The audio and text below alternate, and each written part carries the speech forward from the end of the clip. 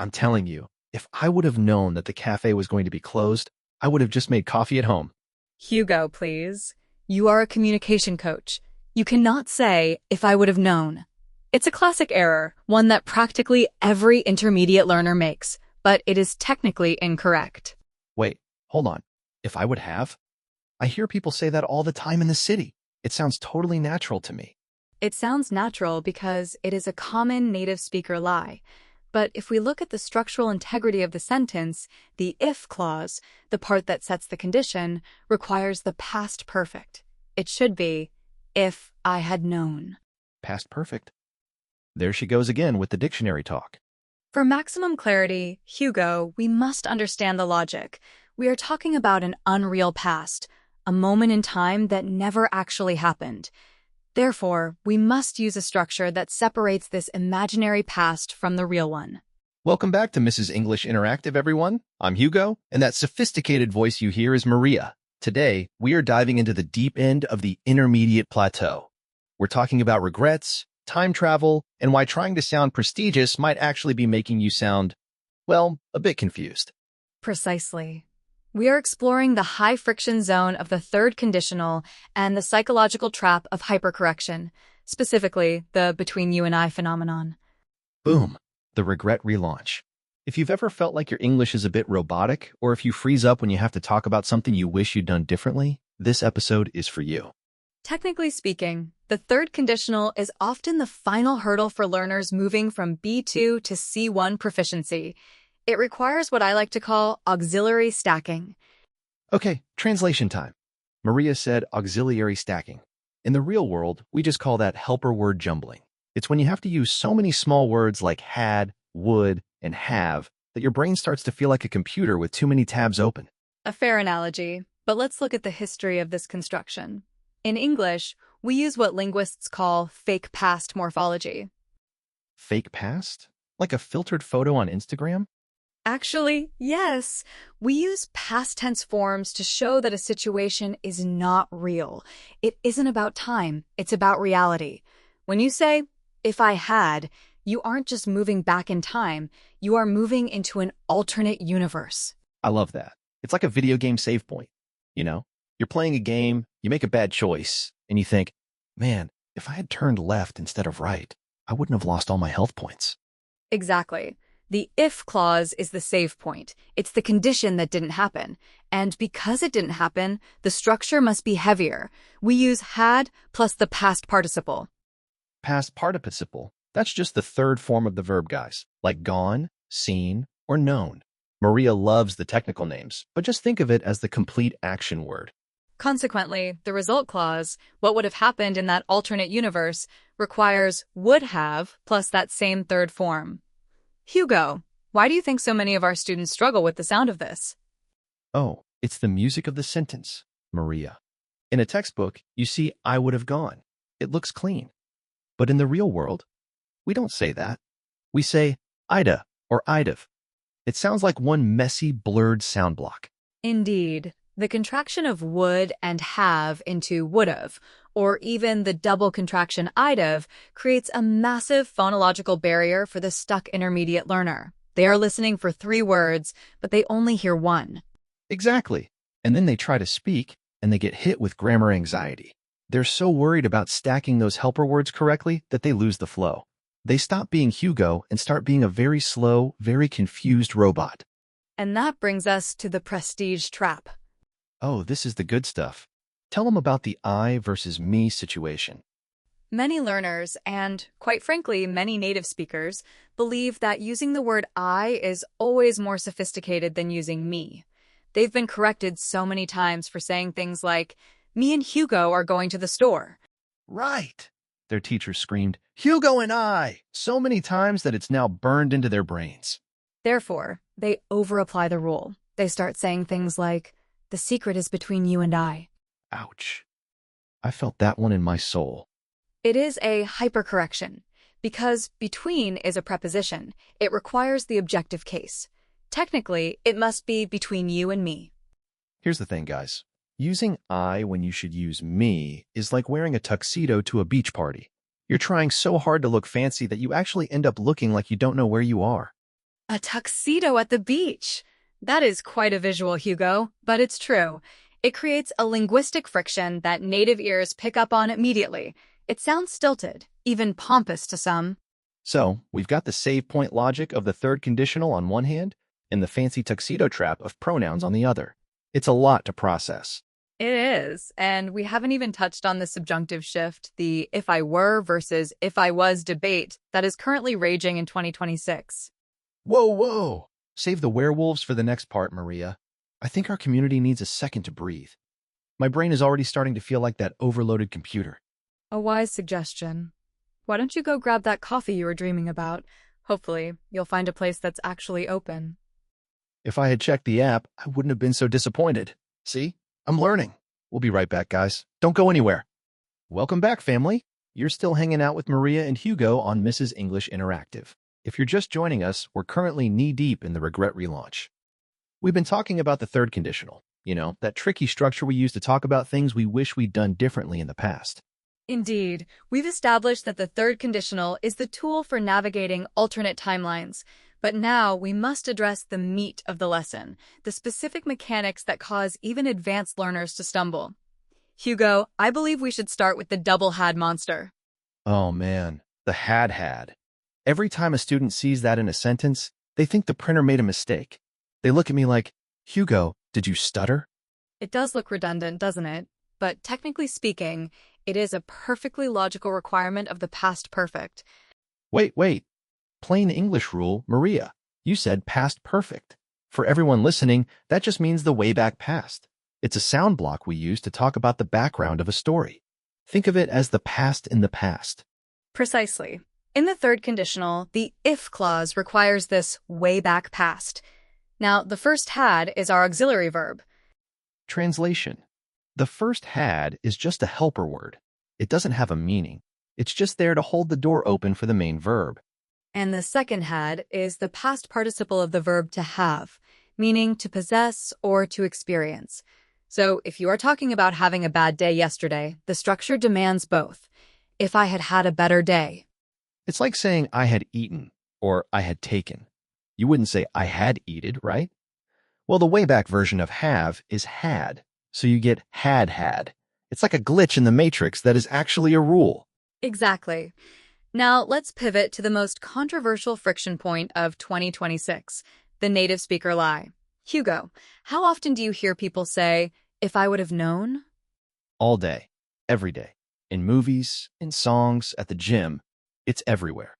It is a widespread error. Technically, the would should never, and I mean never, be in the if clause. It belongs in the result clause. The rule is, if plus past perfect, then would have plus past participle.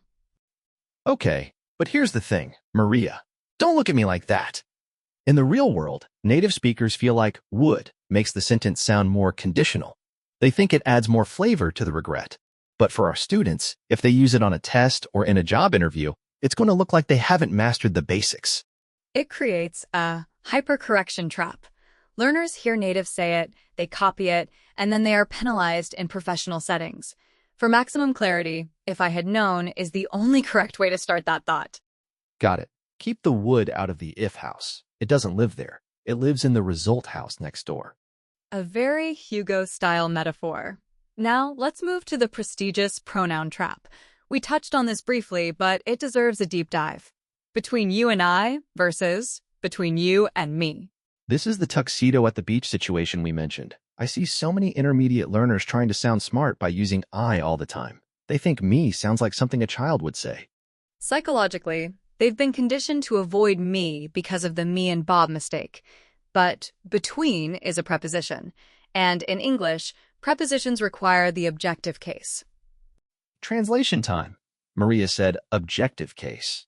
In Hugo speak, that's just a recipient word. It's the word that receives the action or follows a preposition like to, for, or between. The recipient words are me, him, her, us, and them. Consequently, saying between you and I is structurally identical to saying between you and we or between you and she. Oof. When you put it that way, it sounds terrible. But between you and I has become so common that even some educated people use it. Why? Because of qualitative hypercorrection, they are so afraid of sounding common that they over-apply a rule of prestige. They believe I is the smart pronoun, but using it incorrectly actually signals a lack of foundational understanding. So, if you want to sound truly fluent, you have to be brave enough to use me. This is just between you and me. It's correct, it's natural, and it doesn't look like you're trying too hard to wear a suit to a pool party. Well said. Now, finally, we have to talk about the werewolves. The subjunctive, if I were versus if I was. This is where the 2026 trends are really getting messy, Maria. Indeed, the subjunctive mood, used for unreal or hypothetical scenarios, traditionally requires were for all subjects. If I were you, if he were here. It is what we call the irrealis mood. Irrealis. Sounds like a sci-fi movie. I call it the custom character creator. It's when you're imagining an alternate universe version of yourself. In that alternate universe, we use were to show the situation is impossible. However, in modern, casual English, was is rapidly taking over. If I was you is now heard everywhere. So what's the move? Do our students go full Maria or full Hugo? Register is the key. In a formal essay, a speech, or a high-stakes negotiation, if I were shows a high level of education. It is LinkedIn English. And if I was is your TikTok English. It's casual, it's relatable, and nobody is going to call the grammar police if you say it at a bar. But if you're stuck intermediate and trying to break into that C1 level, you need to know the were rule. It's like a secret handshake for advanced speakers. It is the music of the sentence for the sophisticated speaker, using were signals that you understand the nuance of the unreal. All right, let's wrap this part up. We've covered the had monster, the would and the if lie, the prestige trap of pronouns, and the werewolf subjunctive. Maria, I think our listeners' brains are officially full. I agree. It is a significant amount of cognitive load. Perhaps a transition to some practical application is in order? You read my mind. I'm going to go stretch my legs, and when we come back, we're putting all of this into the real-world test. I've got some what-if scenarios that are going to put your save points to the test. We will see you after the break. And we are back. Welcome to the home stretch of Mrs. English Interactive. If you're still with us, you've survived the double had monster and the werewolf subjunctive. You guys are absolute legends. Legends might be a bit informal, Hugo, but I certainly commend their intellectual stamina. Now that we have established the structural blueprints, it is time for the application. Yes, the real-world test. Here's the deal. I'm going to throw some high-stress scenarios at you, the kind of stuff that actually happens in 2026. Maria, you're the referee. You tell us if the grammar holds up or if it's a game over. I am ready. Let's see if our community can navigate these alternate timelines without falling into the prestige trap. All right, scenario 1, the job interview. Picture this. You didn't apply for that dream job at the tech firm because you thought you weren't qualified enough. Then you find out they hired someone with less experience than you. A classic regret. How would we express that using our save point logic? Most students would say, if I applied, I would get the job. But Maria, why is that a B2 mistake? Because that is the second conditional. It implies the opportunity is still open in the present, but the deadline has passed. This is a past unreal situation. We need the third conditional stack. Right. So the correct version, the Maria version, is if I had applied, I would have gotten an interview. Precisely. Had applied is our past perfect, and would have gotten is our conditional perfect. Now, Hugo, how would a native speaker actually say that at a bar while complaining to a friend? Oh, we're going deep into the sound blocks now. A native speaker is going to smash those words together. It's going to sound like, if I'd applied, I would have got an interview. Or even, I'd have gotten it if I'd just tried. I'd have. It sounds like a sneeze, Hugo. It's a triple sound block, Maria, but that's the music of the sentence in the real world. If you're listening for would have gotten, you're going to miss the whole sentence. Which is why we emphasize that while you shouldn't write woulda, you must be able to hear it. Now, give me scenario 2. Scenario 2, the social slip-up. You're at a fancy dinner with your boss and their partner. You want to sound smart, so you say, it's a pleasure for my partner and I to be here. Maria, hit the buzzer. Bizd. That is a hypercorrection. For is a preposition. It requires the objective case. Wait. Plain English check. Maria said objective case. Everyone, she just means the recipient word. because the pleasure is for someone, that someone is the recipient. Consequently, it must be for my partner and me. Here's the thing. If you say, "and I" there, you're wearing that fancy tuxedo to the beach again. Your boss might not say anything, but they'll hear that you're trying a bit too hard to sound prestigious. Just say "me." It's cleaner, it's correct, and it shows you actually know the rules. I agree. Me is the sign of a truly confident speaker. Now, what about the werewolves? Do you have a subjunctive scenario for us? You know I do. Scenario 3. The big dream. You're talking to your friends about what you'd do if you were the CEO of your company. You say, "If I was the boss, I would give everyone Fridays off." In 2026, that is widely accepted in casual speech. However, if you are in a formal board meeting or writing a proposal, "if I were the boss" is the superior choice. It signals the irrealis mood, the fact that this is a hypothetical, high-level vision. LinkedIn English versus TikTok English. Use "were" when you want to sound like a leader. Use "was" when you're just chatting over pizza. But if you're stuck in that intermediate plateau, mastering "were" is like getting a secret power-up. A power-up. I suppose that fits the gaming metaphor. Hugo, I think we should provide our community with their text message summary before we conclude.